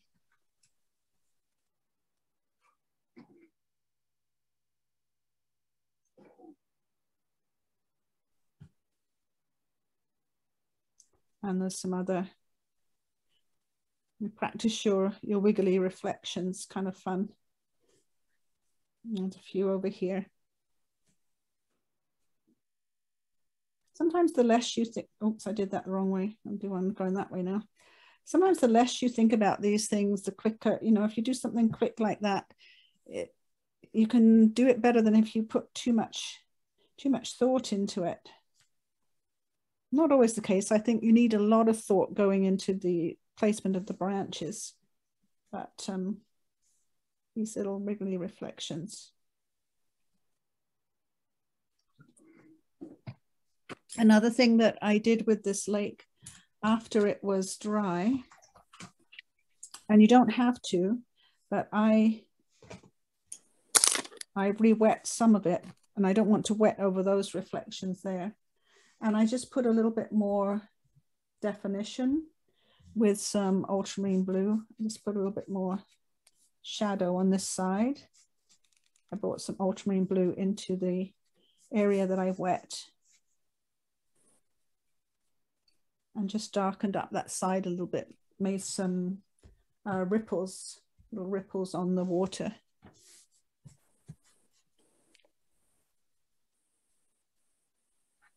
Just to really that's to balance. I've put the tree over to the left a little bit more. It's in the center of the photograph. And I wanted to balance that heavy amount of dark on that side with a bit more dark on this side of the painting. And the other thing that's in the photograph, you can barely see, is over here, there's a little bit of hill over this side. And that's another way you can balance this dark tree, which is slightly to the left. If you have a sort of a little bit of a dark hill in the background, that will balance it nicely. You don't need much. It doesn't need to be the same size or weight as the tree.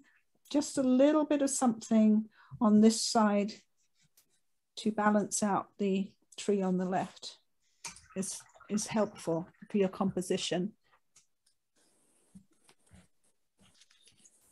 Oh, you know, I did what I shouldn't do again, put that on top of that wet painting. I don't think I did any major damage. And put those over there. And I just want to go back. Just want to go back to this one because I kind of left it so we could finish those ones off and let that dry a bit. But this is the tricky one to do. And I think I have to take a deep breath before I do it too. So I am going to put a little bit of yellow in on the sun now that I've taken the sticker off, just to give it a little yellow tinge. It does have a slight yellow tinge in the photograph. It's almost white. Now, I'm going to have to work this area wet in wet and fairly fast. Now, anytime you have to work wet in wet fairly fast, it's usually a good idea to wet the paper first. That way it gives you more time. And I want the sky dry before I do that. So it is. And I'm going to wet this area. Now I have to pay attention to where my sun is because the reflection has to come directly underneath the sun. So I don't want to like put my reflection over here or over here too far. It's got to come under the sun. And I want to start off, although the photograph doesn't have much yellow in the reflection, I want to start off with some yellow here, just so that it makes my pink a little bit brighter. Then I'm going to use my rose. And again, because my paper's wet, I don't need my rose I don't need it very wet. And I'm going to do that whole wiggly thing that I just did with the tree. And put that down. I'm getting very bold with it. It maybe doesn't need to be this bold.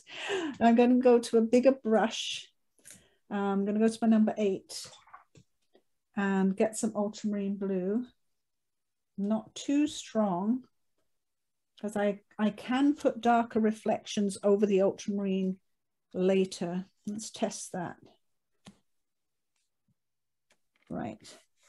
Now the thing is, I have to get this on there before the pink dries. That's why I started with wet paper. And I can put darker ultramarine blue on afterwards. That's okay.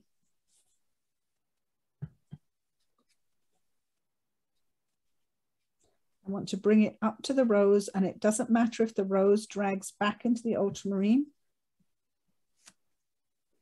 And same with this side. I need to come in up next to the rose.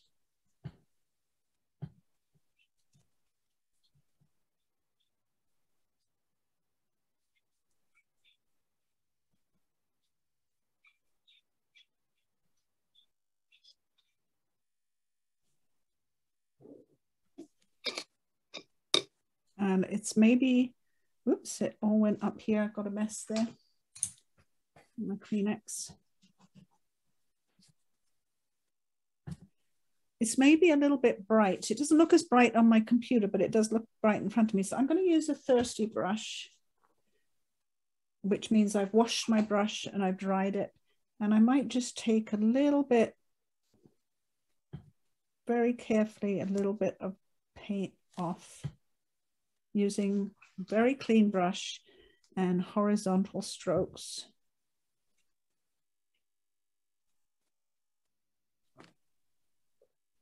I can pull, it's okay, I've got a very dry brush, by the way, because I don't want to put any water on at this point. It's okay to pull a little bit of that pink out into the blue.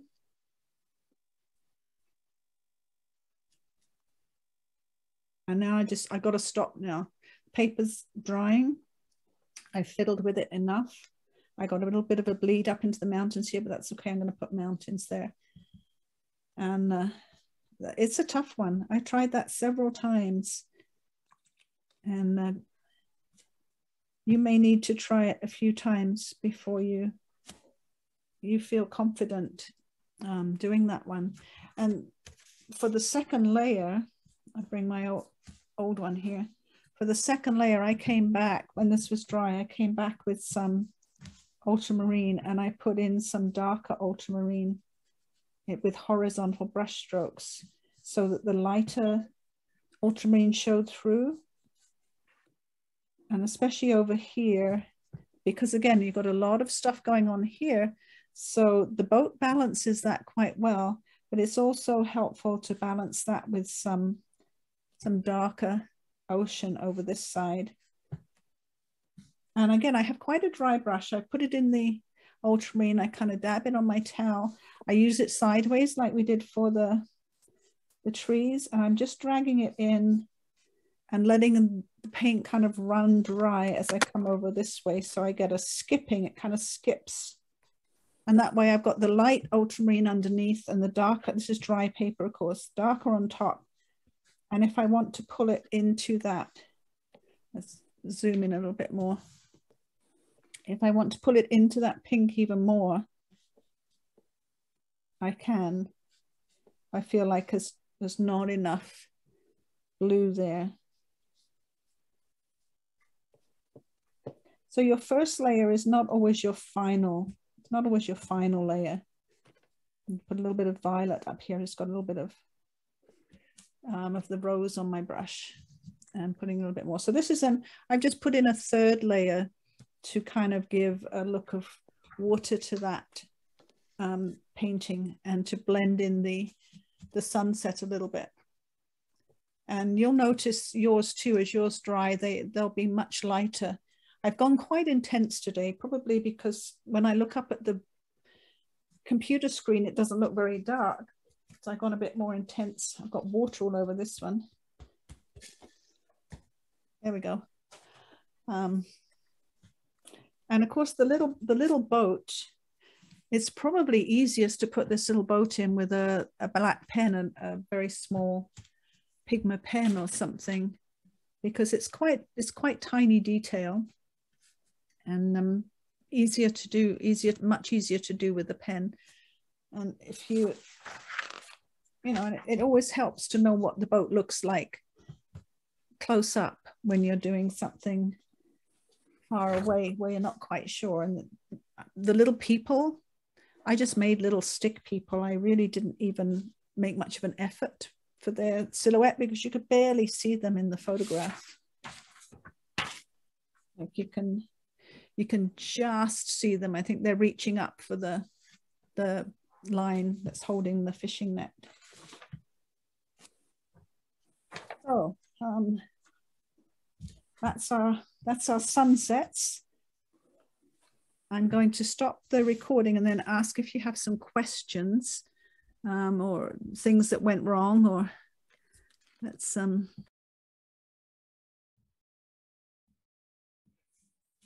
Now we have a little bit more to do to this painting with the fishing boat, and that's the mountains in the background. Now, if you feel that you can't get a nice straight horizon line, maybe your hand's a little shaky or you're not confident with your brush control, you can put a piece of masking tape on dry paper. It must be dry. It can't be even a little bit damp. And smooth that down so that you can paint these mountains and not have to worry about your horizon. Just be careful not to push your paint under the masking tape in any way. Now what we want is we want these mountains to fade into the background and barely be noticeable so that we can't really see them. I think in the picture, in the photo, they're just distant hills. I don't think they have any mountains, but I've made them a little bit more mountainous just for dramatic effect and because that's sort of what we see around here. If you don't want to make them that mountainous, that's okay. We're going to do them in 3 layers and each layer has to be dry before you go on to the next layer. Also, it's going to be the same color, but just getting a little bit more strong and a little bit darker as we go along. So we're going to start with a diluted ultramarine blue. I don't want a brush that's too big because I want to have some control. So I think I'm looking for my number 6 brush here. Number 6 should do it for me. And I want some ultramarine blue that is well diluted. Now put that on there. It's definitely not diluted enough. I need to scoop up a bit more water with my brush, and I really need to test this. I haven't got a piece of spare paper handy to test it on. You should always have a piece of spare paper. I'm going to test it here and see. And what you should do is paint all 3 mountains together. Don't separate them at this point and go straight along, dipping your brush in, paint like 2 or 3 brush strokes, and then dip your brush back in so that you don't run out of paint and you keep it nice and moist as you go across. You don't want to start to try and scrape that paint out with a dry brush. You need to keep a bead of wet paint moving and it will make it so easy for you to paint.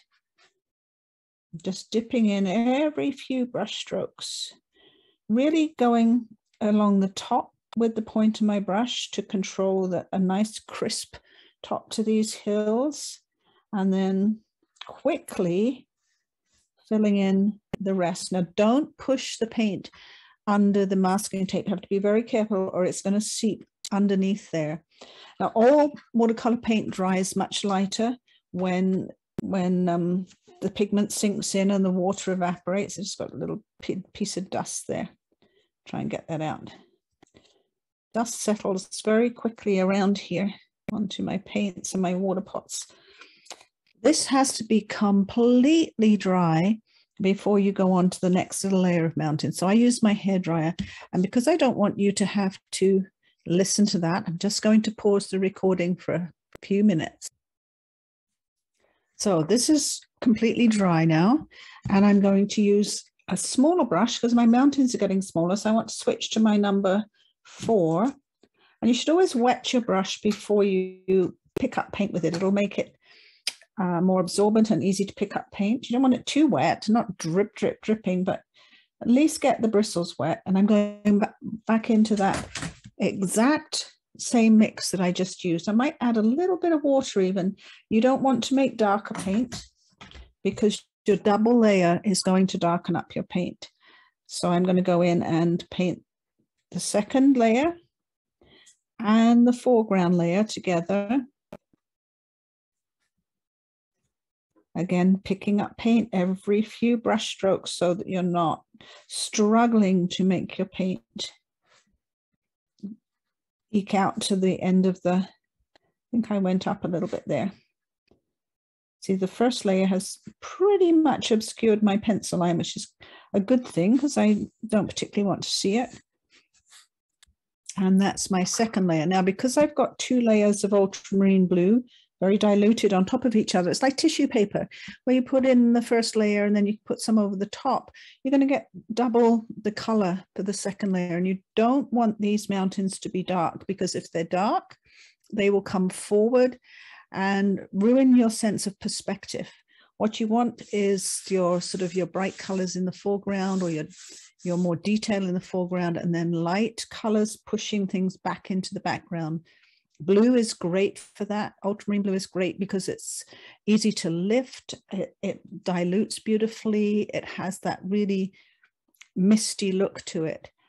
And also the violet is good too. I'm going to, for my third layer, when this is dry, I'm going to add a little bit of permanent rose to that to make a violet for the ones that are in front, not foreground. They're all in the background, but the front mountains or hills can be a little bit darker so that they come forward.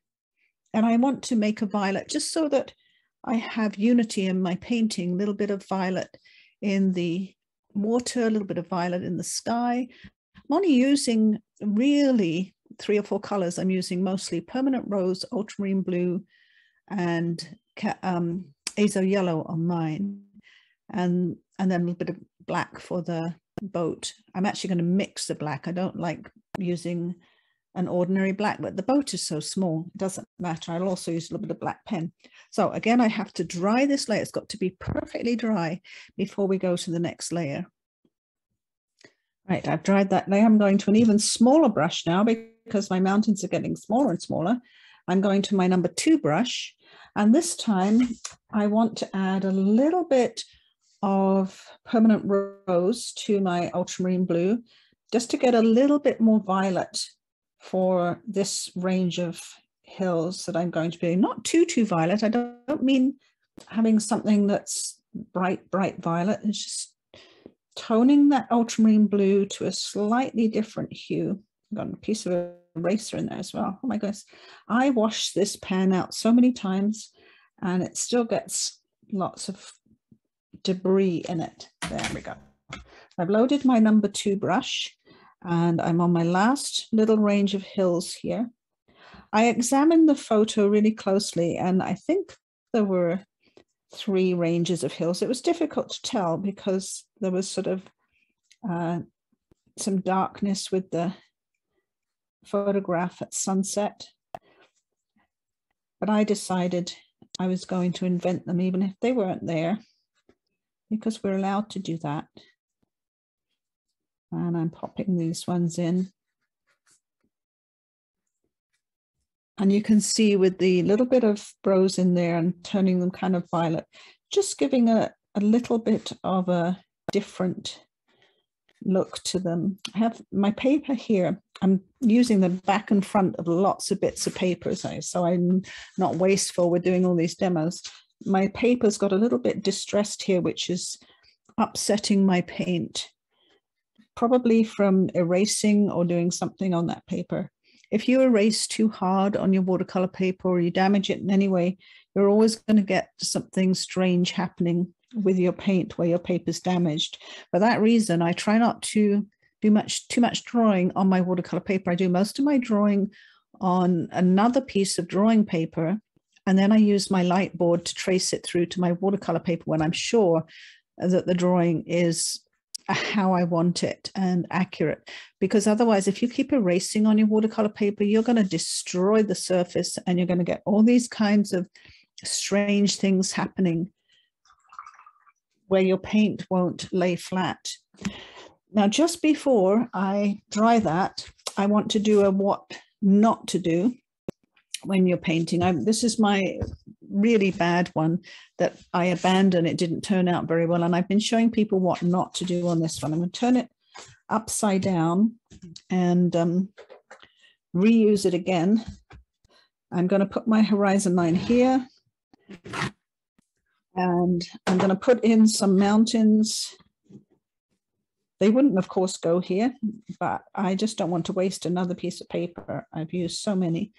And I just want to use this as a what not to do when you're painting these mountains.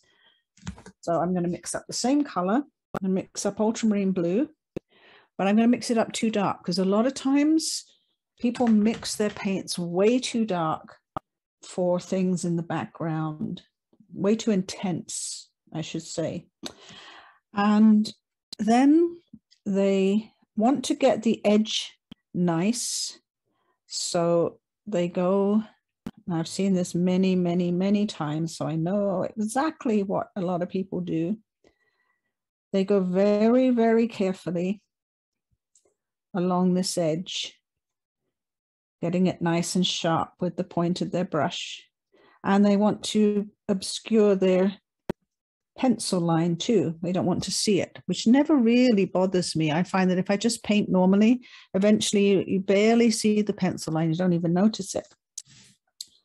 So then they come back either with paint that's much, much wetter or paint that's way too dark. I'm going to do both. I'm going to come in with paint that's much, much wetter and then try and put in the rest of the wash for the mountains.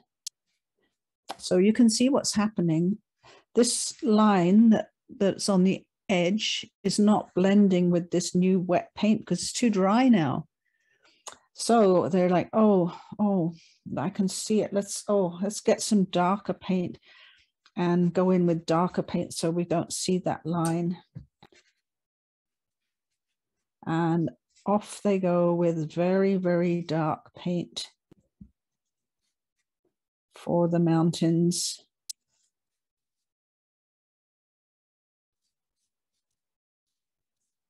And you can still see the dry line. And sometimes their paint's not even as liquid as mine. I'm used to using the paint more liquid. And what you eventually get is this very dry line along their mountains with various dilutions of paint coming along. And of course, these mountains are then way too dark. They don't go into the background. They come forward. And as, of course, this is just their first range. So then when this is dry, they're like, oh my goodness, I got to go even darker than that for my mountains in front. So they mix up an even darker color because this is already dark, and they have to go in with these are wet. But if they mix up a darker color, then their mountains are almost black by the time they've finished putting the mountains in. And you can see if I don't go to the hairdryer and dry these mountains to put in the next layer, we get no definition at all. It just all blends in like a big mush. And if they do that by accident, then they have to come in with even darker color for the next range of mountains. And eventually that's all too dark for the painting.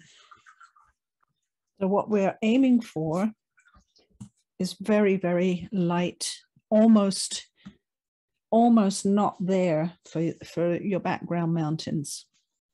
And all of these are sort of not my original. I don't even know where my original's gone. So when this is dry, and if you've got cotton paper, you can gently remove the masking tape. If you don't have cotton paper, if you have sheet paper, you need to heat that masking tape to remove it, or it's going to rip your paper as soon as you take it off. I'm going to use my hairdryer bit to make sure that I've got those mountains. Now, one thing I forgot to do on this one was I forgot to put a little bit of yellow into the setting sun. I can get a tiny bit of yellow on my small brush. In the photograph, the setting sun was sort of white with a tinge of yellow. So I'm just going to sort of put a tinge of yellow, maybe some little yellow clouds coming across here. It'll all dry in. It won't look as stand out when this all dries in with the other colors. Touch more yellow. It was just at the bottom on the photo that there was a tinge of yellow to that bright setting sun. Now, our ocean here is a bit too light, but we needed to keep it light for the wet in wet, otherwise we'd have lost that kind of look. But of course, at sunset, this ocean is a little bit darker. And we're going to use a dry brush technique now to put a little bit of that dark ocean in. We don't want the paper wet at all. We want the paper dry, and we're going to take advantage of the grain in the paper. This is a cold press paper, so it's got some texture to make the paintbrush skip. And we need a slightly bigger brush for that. I'm looking for my number 8. My number 8 brush and some ultramarine blue, not too dark. Show you what I'm doing here. I've got the ultramarine with a bit of the violet in, and I'm taking a bit over here. Doesn't matter if it's violet or blue, you can have a little bit more blue over here. You don't want it too dark though. Loading my brush, and then I'm tapping my brush on my towel. And I'm going to start at the horizon over here on the right. And I'm going to come in from the edge. I'm going to get a little bit more paint on my brush. Come in from the edge and pull it across like this, just letting it skip over the texture of the paper. And as I come close to the reflection of the sunset, I want to lift my brush a little bit so it's barely touching the paper, and I can get a few little wisps of blue coming into that sunset color. Most of the dark I want over on the right here so that I can shadow this area of the painting and push focus towards the sunset here. And load my brush up again and tap it off on the towel and keep going, coming horizontally. It must be horizontal. Water, waves, everything, even if the waves are, you know, making some curls on them, most of the reflections and everything is horizontal. Water finds its own level. And if you don't have horizontal strokes, it just won't look like water. So you need to remember that. And you can come in a little with the point of the brush close to the sunset. I'm coming in from the other side. Kind of all of these brush strokes are pointing towards your sunset. And coming into that rose color a little bit. Remember, if we'd used red, any of the cadmium reds or the warm reds instead of rose, we'd be making mud at this point, because the blue with the cadmium red or the orangey reds, the warm reds would make a browny color. But the blue with the rose makes beautiful violet colors, the ultramarine blue, or you can use cobalt. And I'm going to mix just a little bit more of my mixed violet with my rose, my ultramarine, and put a little bit of violet in here, just a little bit more darkness over here. I have my boat there too. Would be darker near the horizon. If you've got any bleed through from your mountains, you can cover it up with a bit of dark. Here, now remember to leave some of the light blue showing through. You're not covering up all of that. You're leaving some showing. So you've got the evening light reflecting, sparkling on the water, and then the dark shadows coming in from the mountain and the night, the lack of light, making shadows on your water. And I will fiddle for a long time, but I got to stop fiddling and say that water is just about done. And that's how you can pull in a little bit more foreground detail, by coming back and forth into your sunset here with a very fine brush strokes. I've got my number 8 brush, just using the point here to do that. Again, I'm going to dry that before I do the boat, and that will be the final. So now it's time for the little fish boat. And I'm going to use a waterproof pen to put in some of the detail, because that's going to be easier on such a small little painting. You can use whatever you like. I have some black paint mixed up there. I mixed ultramarine blue with sepia with a little bit of the rose to make a very black paint. And I have a very tiny brush, this little one, which is a 000, tiny little sable brush that I can put a bit of detail in with that too. I like to use a waterproof pen. The Micron Pigmas are waterproof. There's several others that are waterproof. And they come in all different sizes. This is a 03. I also have a 01 and a 005 for very fine lines. Like the 005 is very good for the very thin lines that come down to the fish net, that you can barely see those lines. You don't want them too strong. You can switch to a thinner pen. And I'm just going to put in that little boat. They're kind of just a little raft. I'm going to put it in with paint.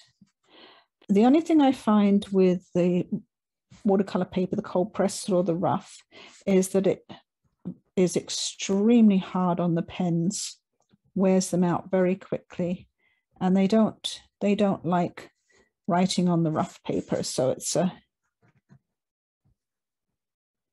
not always easy to use them, but kind of nice for the very small, these small details, like there's a railing around the raft just to, I guess, so the fishermen don't fall off. There's a little, usually somewhere they can shelter, and the wheelhouse is under here, just a makeshift wooden top. There's quite often an ice chest or somewhere to put the fish. This big net is a round net, but from the side you just kind of see the profile. And then there's a pole that goes to the ship and a big line that goes over here, and that holds that out. Now I'm going to use a little bit of that black paint. Oh, also there's some people on the boat. You can barely see them. One of them is, you can sort of draw them almost like little stick figures. One of them is sort of reaching up, I think, to the net here. Another one is doing something here. This one's fixing the net here. Really just little stick figures that you can barely see in the distance. You don't need to put a lot of detail.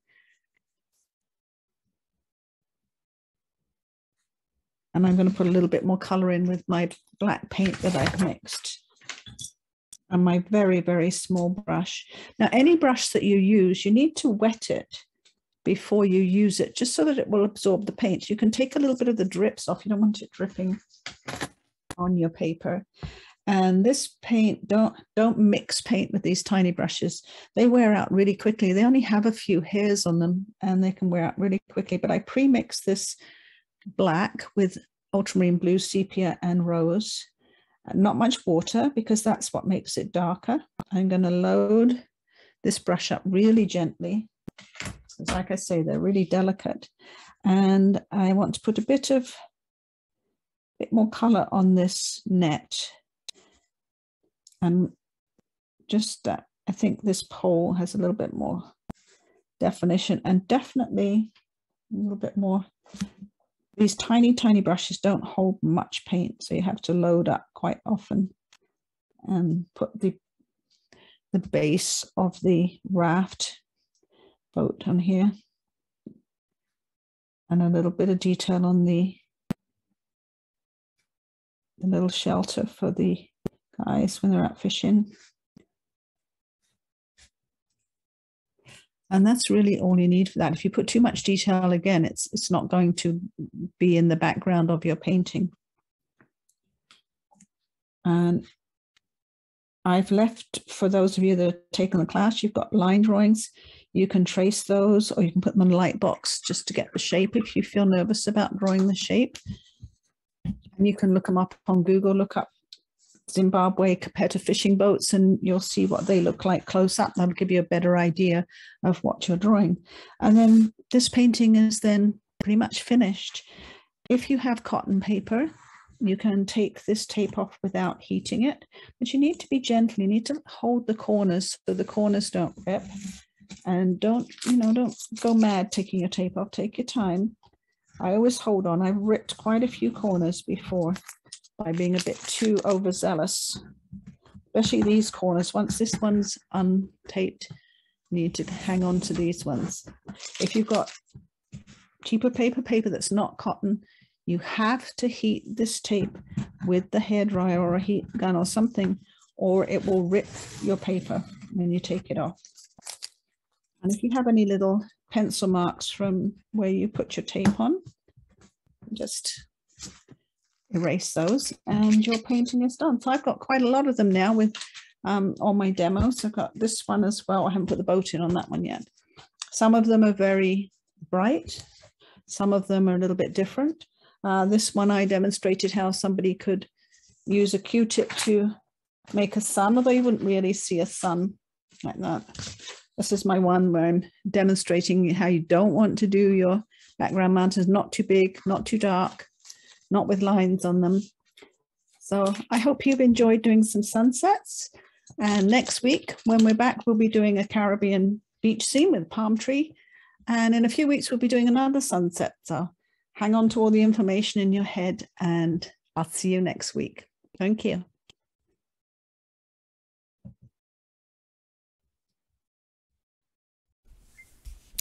Well, how did your sunsets turn out?